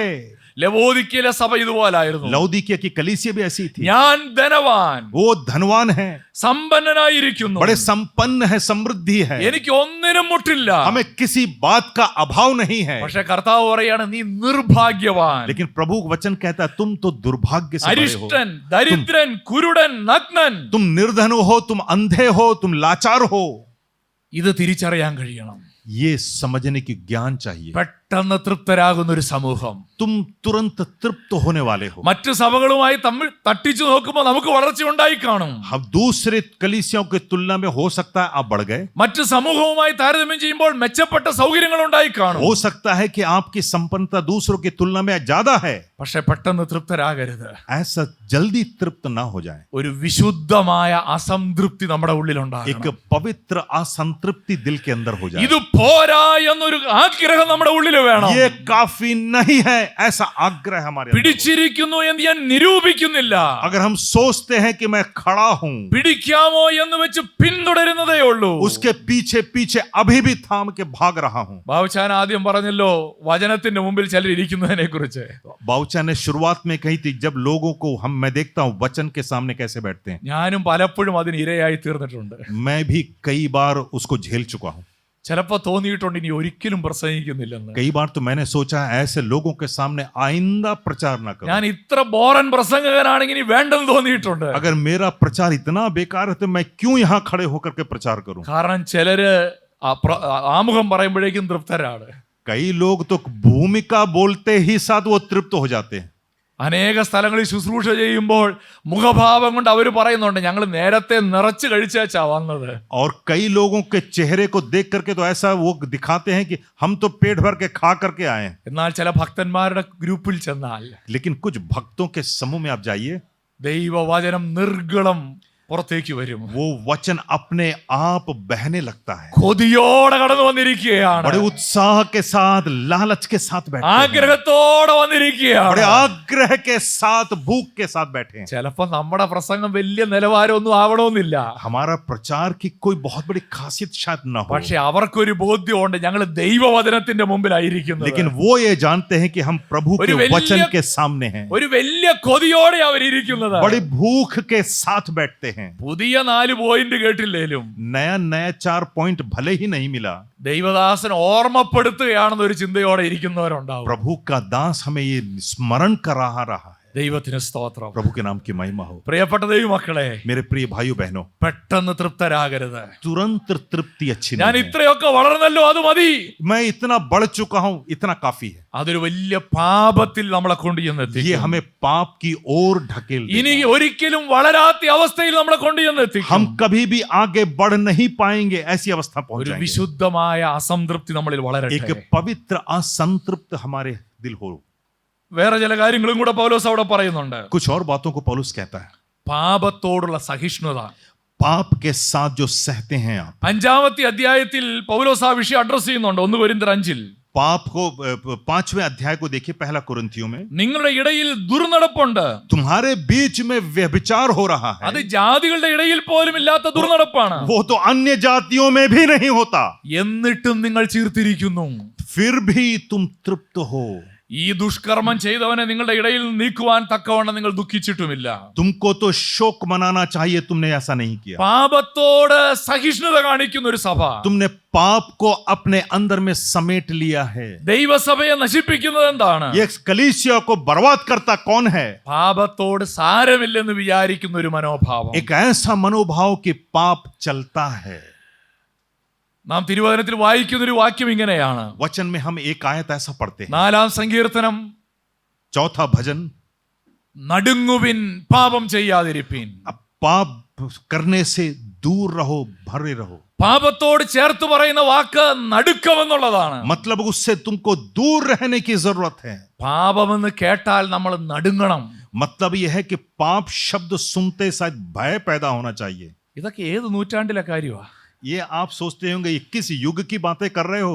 കാരണം നമ്മൾ പാപത്തെ കുറിച്ച് കേട്ട് നടുങ്ങിയിട്ട് എത്ര കാലമായി? पाप को सुन करके भयभीत हम कब नहीं हुए? കാരണം നമ്മൾ അതിനോട് പൊരുത്തപ്പെട്ട് കഴിഞ്ഞു. क्योंकि हमने उसके साथ दोस्ती कर ली है, सामंजस्य स्थापित कर लिया. നമ്മൾ പറയുന്ന मറുപടി ഇറ്റ്സ് ഓക്കേ, हम कहते हैं ये सब चलता है, സാരമില്ലെന്നേ. कोई समस्या नहीं है. ഈ അവസ്ഥയിലേക്ക് നമ്മൾ തരം താണിരിക്കുന്നു. हम उस स्तर तक गिर चुके हैं. വിശ്വാസിയുടെ പാപം മാത്രമല്ല, विश्वासियों के जीवन में ही नहीं, ഒരു വേലക്കാരൻ പാപം ചെയ്യുന്നത് കേട്ടാൽ പോലും നമുക്കിപ്പോ നടുക്കമില്ലല്ലോ. एक सेवक भी पाप में गिर या सुन करके हम चौंक नहीं पाते, ഇറ്റ്സ് നോർമൽ. क्योंकि वो सब सामान्य जीवन हो चुका है. നമ്മൾ പൊരുത്തപ്പെട്ട് കഴിഞ്ഞു. हम उसने उसके साथ सामंजस्य कर लिया है. ദൈവത്തിന്റെ മന്ദിരം നശിപ്പിക്കുന്നവനെ ദൈവം നശിപ്പിക്കും. जो परमेश्वर के मंदिर को नष्ट करेगा उसको मैं भी नष्ट നമ്മുടെ ഈ करूंगा. സാരമില്ല എന്ന വാക്ക് നശിപ്പിക്കുകയാണ്. जो हम से कहते हैं ये चलता है, वो उसको बर्बाद कर रहा है. ഇറ്റ്സ് ഓക്കേ എന്ന് പറഞ്ഞാൽ നശിപ്പിച്ചുകൊണ്ടിരിക്കുകയാണ്. इसको हम कहते हैं चलेगा, ये नष्ट कर रहा है. അങ്ങനെയല്ലാത്ത ആരുണ്ടെന്ന് ചോദിച്ചാൽ നമ്മൾ നശിപ്പിച്ചുകൊണ്ടിരിക്കുകയാണ്. अगर कौन है इसको बचाने वाला, ये हम नाश करते जा रहे हैं. हालेलुया, आमीन. 4-ാമത് മറ്റൊരു ശത്രുവുണ്ട്. एक और शत्रु है, वो चौथा है. 6-ാം അധ്യായത്തിന്റെ 4-ാമത്തെ വാക്യത്തിൽ 6वें अध्याय का 4था वाक्य, അവിടെ കോടതിയിലെ കേസുകളെ കുറിച്ചാണ് പറയുന്നത്. यहां पर अदालत में मुकदमों के विषय में कहा गया है. എനിക്ക് അറിഞ്ഞുകൂടാ ഇന്നത്തെ കാലഘട്ടത്തെ കണ്ടുകൊണ്ടാണോ പൗലോസ് ഇത് മുഴുവൻ എഴുതിയത്. मुझको मालूम नहीं, आज के समाज को देख करके पौलुस ने पहले ये सब लिख दिया. സഭാ നേതൃത്വത്തിന് കോടതികളിലാ കൂടുതൽ ശുശ്രൂഷ ഇപ്പോ. आज कलीसियाओं के अगुवे अदालतों में ज्यादा समय बिताते हैं, कलीसिया में कम. കേസ് കൊടുത്തത് ശത്രു അല്ല, केस जो किया है, मुकदमा दायर किसी शत्रु ने नहीं किया, അകത്തു നിന്ന. अंदर से ही. പൗലോസ് ചോദിക്കുന്ന ഒരു ചോദ്യമുണ്ട്, നിങ്ങളുടെ ഇടയിൽ ഈ പ്രശ്നം തീർക്കാൻ പറ്റില്ലേ? क्या तुम आपस में इसको सुलझा नहीं सकते? അന്യോന്യം വിനയപ്പെട്ടാൽ തീരാനുള്ളതല്ലേ ഉള്ളൂ. क्या एक अगर नम्र हो जाओगे तो ये समस्या सुधार सकते हो? എന്നാൽ അതിന് പ്രാഗൽഭ്യമുള്ളവർ ഇന്ന് കുറഞ്ഞു പോയിരിക്കുന്നു. लेकिन ऐसे लोग कलीसिया में कम हो गए. ദൈവദാസന്മാരുടെയും ദൈവമക്കളുടെയും പ്രശ്നങ്ങൾ തീർക്കാൻ മറ്റൊരുത്തന്റെ അടുക്കൽ പോകേണ്ടി വന്നിരിക്കുന്നു. परमेश्वर की कलीसिया और उसको उसके संबंधों को सुधारने के लिए बाहरी लोग अंदर आ रहे हैं. ദൈവത്തിന്റെ മന്ദിരം നശിപ്പിക്കപ്പെട്ടുകൊണ്ടിരിക്കുകയാണ്. परमेश्वर की कलीसिया को लोग नष्ट करते जा रहे हैं. അഞ്ചാമതായി, पांचवी बात, മിസ്യൂസ് ഓഫ് സ്പിരിച്വൽ ഗിഫ്റ്റ്സ്. आत्मिक वरदानों का दुरुपयोग. 12-14 അധ്യായങ്ങളിൽ ആ വിഷയം വിശദീകരിച്ചിട്ടുണ്ട്. 15 और 14 अध्याय में हम इसको देख सकते हैं. പൗലോസ് പറയുകയാണ്, സഹോദരന്മാരെ, ആത്മീക വരങ്ങളെ കുറിച്ച് നിങ്ങൾ അറിവില്ലാതിരിക്കരുത്. और 12-14 अध्याय तुम आत्मिक वरदानों के विषयों में अपरिचित न रहो. കൃപാവരങ്ങളുണ്ട്, സ്തോത്രം. इन दानों वरदानों के लिए प्रभु धन्यवाद. പക്ഷെ അത് ദുരുപയോഗം ചെയ്യുകയാണ്. लेकिन उसका दुरुपयोग चल रहा है. അത് ദൈവസഭയുടെ വളർച്ചയ്ക്ക് വേണ്ടിയല്ല ഉപയോഗിക്കുന്നത്. परमेश्वर की कलीसिया की उन्नति के लिए उसका उपयोग नहीं किया. സ്വാർത്ഥമായ അജണ്ടയ്ക്ക് വേണ്ടി ഉപയോഗിക്കുകയാണ്. स्वार्थक रूप में हम उसका उपयोग कर रहे हैं. വ്യക്തിപരമായ താല്പര്യങ്ങൾക്ക് വേണ്ടി ഉപയോഗിക്കുകയാണ്. व्यक्तिगत इच्छा को पूर्तिकरण के लिए हम इसका उपयोग कर रहे हैं. പൗലോസ് പറയുകയാണ്, ദൈവത്തിന്റെ മന്ദിരം നിങ്ങൾ നശിപ്പിക്കുന്നു. पौलुस कहता है तुम परमेश्वर की कलीसिया को नाश कर रहे हो. ദൈവത്തിന്റെ മന്ദിരം നശിപ്പിക്കുന്നവനെ ദൈവം നശിപ്പിക്കും. जो परमेश्वर के मंदिर को नष्ट करता है उसे वह नष्ट करेगा. 3 കാര്യങ്ങൾ ഞാൻ പങ്കുവച്ചു. मैंने 3 बातें आपके सामने रखी. അടിസ്ഥാനമാണ് പ്രധാനം. नींव सबसे प्रमुख है. ക്രിസ്തു എന്ന അടിസ്ഥാനം. मसीह, यीशु मसीह जो नींव है. 2 പണിയാൻ ഉപയോഗിക്കുന്ന വസ്തു. और मैंने उसके बाद उसके वस्तुओं के विषय में देखा. 3 നശിപ്പിക്കുന്നതിനെ കുറിച്ച്. मैंने नाश के विषय में भी ഞാൻ അതിനോട് ചേർന്നൊരു കാര്യം പറയട്ടെ. उसके साथ में मिलाकर एक बात और कहूंगा. If you are not building, you are destroying the church. अगर आप बना नहीं रहे तो बिगाड़ रहे हैं. നിങ്ങൾ പണിയുന്നവരല്ലെങ്കിൽ നിങ്ങൾ നശിപ്പിക്കുന്നവരാണ്. अगर आप कलीसिया बनाने वाले नहीं हैं तो उसको आप बिगाड़ रहे हैं. ഇതിന്റെ ഇടയ്ക്ക് ഒരു ഗ്രൂപ്പ് ഇല്ല. उसके बीच में कोई दूसरा ग्रुप समूह नहीं है. ഒരു ഗ്രൂപ്പ് ആളുകൾ പണിയുന്നവരും ബാക്കിയുള്ളവരെ എല്ലാം നശിപ്പിക്കുന്നവരുമാണ്. या तो आप बनाने वालों में से शामिल हैं या तो बिगाड़ने वालों में से. മനസ്സിലാകാൻ ഒരു ഉദാഹരണം പറയാം. समझने के लिए एक उदाहरण देता हूं. നെഹമ്യാവിന്റെ പുസ്തകം 3-ാമത്തെ അധ്യായത്തിലാണ്. नहम्या के 3 अध्याय में अगर आप आ जाएं, ഞാൻ ആ അധ്യായം മുഴുവൻ അതിനെക്കുറിച്ചുള്ള വിശദീകരണമാണ്. उसके विषय में पूरा विस्तार से लिखा है. അവിടെ എഴുതിയിരിക്കുന്ന ഹനനേൽ ഗോപുരം മുതൽ ഹമ്മേൽ ഗോപുരം വരെ हनन्याह से लेकर हम्मेल के बुर्ज तक उन्होंने बनाया. ഒരാൾ പണിയുകയാണ്. एक व्यक्ति बना रहा है. അവിടെ മുതൽ അടുത്ത സ്ഥലം വരെ അടുത്തയാൾ പണിയുകയാണ്. वहां से लेकर अगले जगह तक दूसरा बना रहा है. 3-ാം അധ്യായത്തിൽ ആ മതിലിന്റെ പണി അങ്ങ് തീർന്നു. और 3 अध्याय में काम तो समाप्त हो गया. ഇവരിൽ ആരെങ്കിലും ഒരാൾ പണിതില്ലെങ്കിലോ? अगर एक ने अगर ना बनाया होता तो ഒരാൾ പണിതില്ലെങ്കിൽ അത് നശിപ്പിക്കുന്നതിന് തുല്യമാണ്. उसको ना बनाना मतलब उसको बर्बाद करने के तुल्य है. എവിടാണോ പണിയാതിരിക്കുന്നത് അവിടെ ശത്രു ആക്രമിക്കും. जहां नहीं बना है वहीं से शत्रु आक्रमण करेगा. അതിലൂടെ അകത്തു വരും. उसी द्वार से अंदर आएगा, തകർത്ത് കളയും, नष्ट कर देगा. ഇന്ന് ശാന്തമായി പരിശോധിക്കണം. बड़े शांति के साथ हृदय को നാം मूल्यांकन करें. പണിയുന്നവരാണോ? हम बनाने वाले हैं, നാം പണിയുന്നവരാണോ हम बनाने वाले हैं അതോ നശിപ്പിക്കുന്നവരാണോ? या बिगाड़ने वाले हैं. ഇതിന്റെ ഇടയ്ക്ക് ഒരു ഗ്രൂപ്പ് ഇല്ല. इसके बीच में और कोई जगह नहीं है. പണിയുന്നവർ പണിയട്ടെ, ഞാൻ കൈയടിക്കാം, അങ്ങനെ ഒരു ഗ്രൂപ്പ് ഇല്ല. हम बनाने वालों को बनाने दो, हम ताली बजाएंगे, ऐसा नहीं हो सकता. പണിയാൻ കൂടുക, അല്ലെങ്കിൽ നശിപ്പിക്കുന്നവരാവുക. आप बनाने वालों के साथ खड़े रहें, नहीं तो आप बिगाड़ने वालों में हैं. ഞാനൊരു കാര്യം, ഒരു സംഭവം പറഞ്ഞ് അവസാനിപ്പിക്കാൻ ആഗ്രഹിക്കുന്നു. एक घटना सुना करके मैं रोकना चाहता हूं. അമേരിക്കയിലുള്ള ബ്രൂക്ലിൻ എന്ന് പേരുള്ളൊരു ബ്രൂക്ലിൻ ബ്രിഡ്ജിനെ കുറിച്ച് നിങ്ങൾ കേട്ടിട്ടുണ്ടാകും. शायद ब्रुकलिन उस पुल के बारे में अमेरिका में आपने सुना होगा. 1863 ഒരു എഞ്ചിനീയർ ആണ് അതിന്റെ ആശയം മുന്നോട്ട് വെച്ചത്. 1863 में एक इंजीनियर ने ऐसा आशय दिया था. അദ്ദേഹത്തിന്റെ പേര് ജോൺ റോബ്ലിംഗ് എന്നാണ്. जॉन रॉबलिन नाम था उनका. അദ്ദേഹം ഈ പാലത്തെ കുറിച്ചുള്ള ആശയം മുന്നോട്ട് വെച്ചു. उन्होंने इस पुल के विषय में अपने विचार रखे. ലോക പ്രശസ്തരായ എഞ്ചിനീയർമാർ പറഞ്ഞു ഇതൊരു മണ്ടൻ ഐഡിയയാണ്. और बड़े बड़े प्रसिद्ध इंजीनियरों ने कहा कि ये महामूर्खता होगी. അങ്ങനെ ഈ ഒരു ഐഡിയ വെച്ച് ഇത് പണിയാനേ കഴിയില്ല. इस तरह इस योजना से आप इसको कभी भी पुल का निर्माण नहीं करेंगे. പക്ഷേ ഈ റോബ്ലിംഗ് പിന്മാറാൻ തയ്യാറല്ലായിരുന്നു. लेकिन ये इंजीनियर पीछे हटने के लिए तैयार नहीं था. അദ്ദേഹത്തിന് ഒരു മകനുണ്ട്, മകന്റെ പേര് വാഷിംഗ്ടൺ എന്നാണ്. उसके एक बेटा है, उसका नाम है वाशिंगटन. അദ്ദേഹം ഒരു യുവ എഞ്ചിനീയർ ആയിരുന്നു. वो भी एक जवान इंजीनियर था. രണ്ടുപേരും കൂടെ അതിന്റെ കാര്യങ്ങളെല്ലാം ചെയ്തെടുത്തു. और दोनों ने मिलकर उसके कार्य को किया. പാലത്തിന്റെ പണി മുന്നേറുകയാണ്. काम आगे बढ़ रहा है. പണി പകുതിയായപ്പോൾ ഒരു വലിയ അപകടം ഉണ്ടായി. आधा जब समाप्त हो गया, एक दुर्घटना हो गई. ജോൺ റോബ്ലിംഗ് ആ അപകടത്തിൽ കൊല്ലപ്പെട്ടു. और उस दुर्घटना में जॉन की मृत्यु हो गई. തന്റെ മകനായിരിക്കുന്ന വാഷിംഗ്ടണും വളരെ പരിക്കേറ്റു. और वाशिंगटन भी घायल हो गया.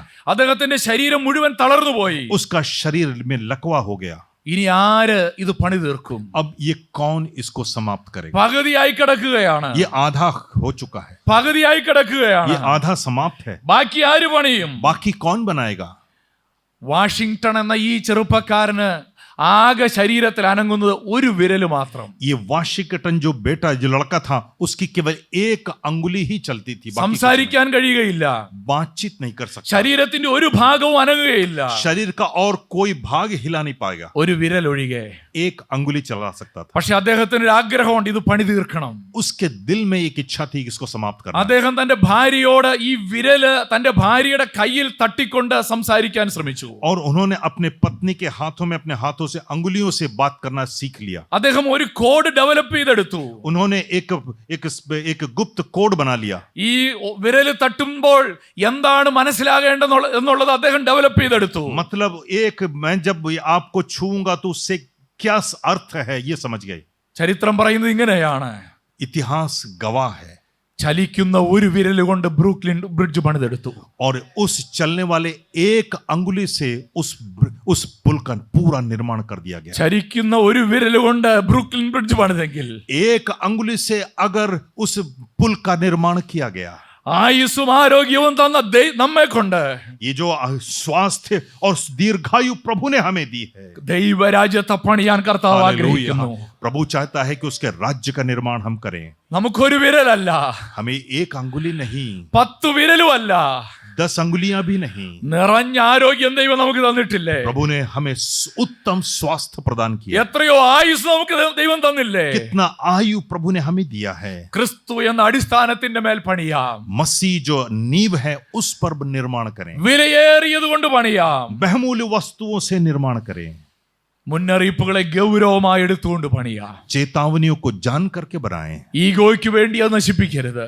प्रभु अपने स्वार्थ के लिए इसको बर्बाद न करें. സ്വാർത്ഥ താല്പര്യങ്ങൾക്ക് വേണ്ടി അതിനെ നശിപ്പിക്കരുത്. अहम से भरकर इसको नष्ट न होने दें. ചില്ലറ നേട്ടങ്ങൾക്ക് വേണ്ടി അത് നശിപ്പിക്കരുത്. एक क्षणिक आनंद के लिए इसको नष्ट न होने दें. താൽക്കാലിക സുഖങ്ങൾക്ക് വേണ്ടി അത് നശിപ്പിക്കരുത്. एक थोड़े से सुख के लिए कलीसिया तोड़ने न बने. ഇന്ന് പകൽ നമുക്കൊരു തീരുമാനം എടുക്കണം. आज के सुबह हम एक निर्णय लेकर के जाएं. കർത്താവേ, ഞാൻ ചെലവാക്കാൻ തയ്യാറാണ്. हे प्रभु, मैं बलि चढ़ाने के लिए तैयार हूँ. കർത്താവേ, ഞാൻ ചെലവാകാൻ തയ്യാറാണ്. हे प्रभु, मैं बलि देने के लिए भी तैयार हूँ. എനിക്ക് ഏറ്റവും വിലയേറിയ ചെലവാക്കാൻ തയ്യാറാണ്. अपनी बहुमूल्य वस्तु को दान में देने के लिए तैयार हूँ. എനിക്ക് ഏറ്റവും വിലയേറിയത് ചെലവാക്കാൻ ഞാൻ തയ്യാറാണ്. सबसे बहुमूल्य को बलि चढ़ाने के लिए भी നമ്മെ तैयार हूँ. തന്നെ ദൈവകരങ്ങളിലേക്ക് ഏൽപ്പിച്ചു കൊടുക്കാം. अपने आप को प्रभु के हाथों में सौंप दें. ദൈവകരങ്ങളിൽ സമർപ്പിക്കാം. प्रभु के हाथों में सौंप दें. ഇന്ന് സ്വർഗ്ഗം നമ്മോട് ഇടപെട്ടെന്ന് ഞാൻ मैं വിശ്വസിക്കുകയാണ്. ये विश्वास करता हूँ कि स्वर्ग ने हमसे वार्तालाप किया है. അടിസ്ഥാനം എവിടെയെങ്കിലും മാറിപ്പോയിട്ടുണ്ടെങ്കിൽ ഇന്ന് തിരുത്തുന്ന പകലായി തീരട്ടെ. नींव में अगर कहीं भी गड़बड़ी है तो उसका निर्माण करें. നമ്മെ തന്നെ ഒന്ന് ശോധന ചെയ്യാം. अपने आप को परखें. നാം മറ്റേതെങ്കിലും അടിസ്ഥാനം ഇടാൻ ശ്രമിച്ചിട്ടുണ്ടോ? क्या हमने कोई दूसरी नींव हमने डाली है? വിലയേറിയതല്ലാതെ എന്തെങ്കിലും കൊണ്ട് പണിയാൻ ശ്രമിക്കുന്നുണ്ടോ? क्या बहुमूल्य वस्तुओं के द्वारा ही हमने निर्णय बनाया है? എന്റെ ജീവിതം കൊണ്ട്, എന്റെ മനോഭാവം കൊണ്ട് പണിക്കെതിരായി ഞാൻ നിൽക്കുന്നുണ്ടോ? क्या अपने जीवन से या मनोभावों से मैं निर्माण के विरोध में हूं? നമ്മെ തന്നെ ശോധന ചെയ്യാം. अपने आप को जांचें. ഒരു ചെറുവിരലിനെ കൊണ്ടുപോലും ദൈവത്തിന് ഈ പണി പൂർത്തിയാക്കാൻ കഴിയും. एक अंगुली से भी परमेश्वर इस कार्य को पूरा कर सकता है. നമുക്കിന്ന് പ്രാർത്ഥിക്കണം, കർത്താവേ, എന്നെ ആ ചെറുവിരലെങ്കിലും ആക്കണേ. हे प्रभु, मुझको वो अंगुली तू बना दे.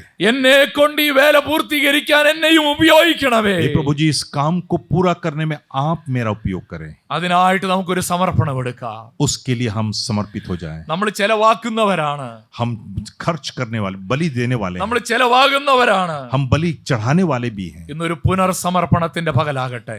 एक बार बार और अपने जीवन को समर्पित कर दें। കർത്താവ് എന്നെ സഹായിക്കണമേ എന്ന് പ്രാർത്ഥിക്കാം. प्रार्थना करें, हे प्रभु तू मेरी मदद कर, എന്നെ ശക്തീകരിക്കണമേ എന്ന് നമുക്ക് तू പ്രാർത്ഥിക്കാം. मुझे शक्ति प्रदान कर। प्रार्थना करें, സ്വർഗം നിന്നെ ഉപയോഗിക്കും. स्वर्ग आपका उपयोग करेगा, സ്വർഗം നിന്നെ ബലപ്പെടുത്തും. स्वर्ग आपको शक्ति देगा, നിന്നെ കൊണ്ട് വൻ കാര്യങ്ങളെ ചെയ്യിക്കും. बड़े बड़े कार्य आपके द्वारा प्रभु करवाएगा। നീ ദൈവകരങ്ങളിൽ ഉപയോഗമുള്ള പാത്രമായി തീരും. प्रभु के हाथों में एक उपयोगी पात्र आप बन जाएंगे। ആ ചെറുവിരലാകാൻ മനസ്സ് കാണിച്ചാ മതി. एक छोटी अंगुली बनने की कोशिश करें, നമ്മെ തന്നെ സമർപ്പിച്ചാ മതി. अपने आप को समर्पित कर लें, നമ്മെ തന്നെ ഏൽപ്പിച്ചാൽ മതി. अपने आप को सौंप दें। ഈ വചനങ്ങളെ കൊണ്ട് കർത്താവ് നമ്മളെ അനുഗ്രഹിക്കട്ടെ. इन वचनों के द्वारा प्रभु हमें आशीष दे, നമ്മോട് തുടർന്ന് ഇടപെടട്ടെ. लगातार हमसे बातचीत करे। ദൈവം നമ്മെ സഹായിക്കട്ടെ. प्रभु हमारी मदद ഗോഡ് करे। Bless you. प्रभु आपको आशीष दे।